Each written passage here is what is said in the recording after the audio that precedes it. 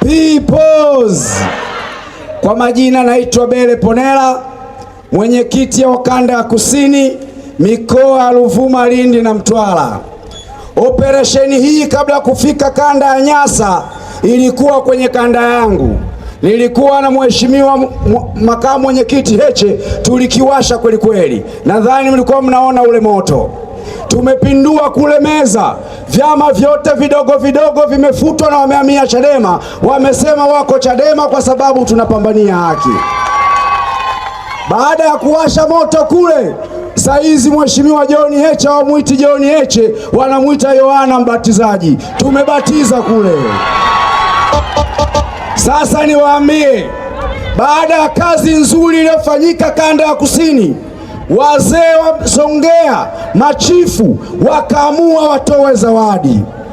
Kwa upendo walionao machifu wa Songea, wakasema wampe uchifu wa heshima mheshimiwa Heche, na wakamtunuku juzi. Sasa CCM wana wivu kweli kweli. CCM wana wivu kama mke mwenza.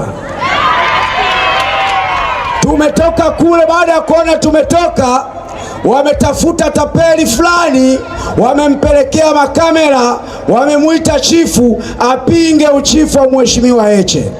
Sasa kwa bahati mbaya walioifanya, mimi ni mtoto pale pale, wenyewe wajui, wamemleta mtu sio chifu, alikuwa mwenyekiti wa mtaa wa CCM.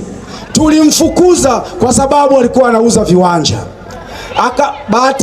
Akaenda mbele akapewa udiwani na CCM.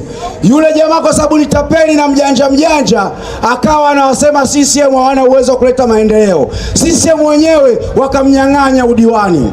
Leo anasema leo ndo chifu. Sasa hebu niwaambie, chifu ana sifa zake kwa taratibu za kule kwetu.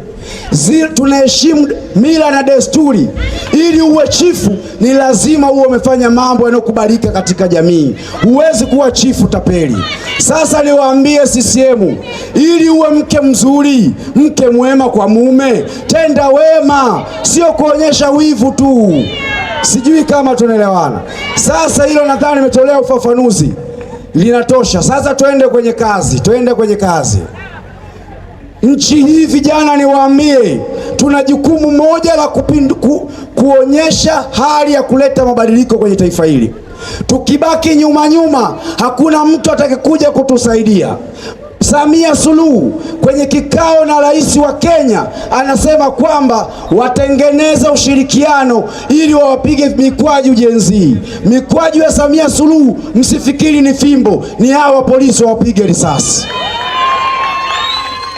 Sasa tumwambie Samia, hawa Gen Z, sisi aliotuita Gen Z wasumbufu, sisi sio wasumbufu. Vijana hawa wanataka ajira, vijana hawa hawataki kutekwa, vijana hawa hatutaki kuuawa, na tutakiwasha hata yeye ataondoka kwa sababu hatujamchagua. Lazima tuelewane.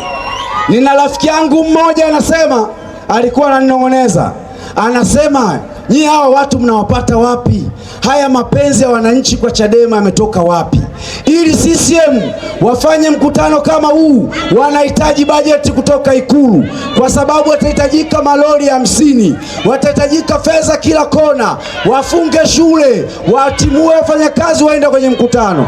Lakini anasema tena, watu wenu wanakuja kwenye mkutano kwa nauli zao, kwa gharama zao, na wanatoa tone. Hayo ni mahaba, sio hali ya kawaida.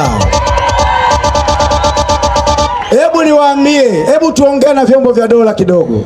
Vyombo vya dola, niwaambie, sisi hatuna shida na nyinyi. Nyie kaeni pembeni, sisi tuna shida na Chama cha Mapinduzi, tushughulike nao.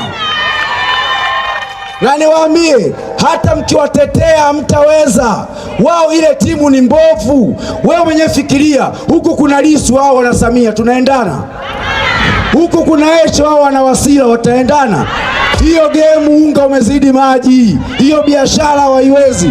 Tuacheni tuwashughulike nao. Asanteni sana kwa kusikiliza. Next time see you.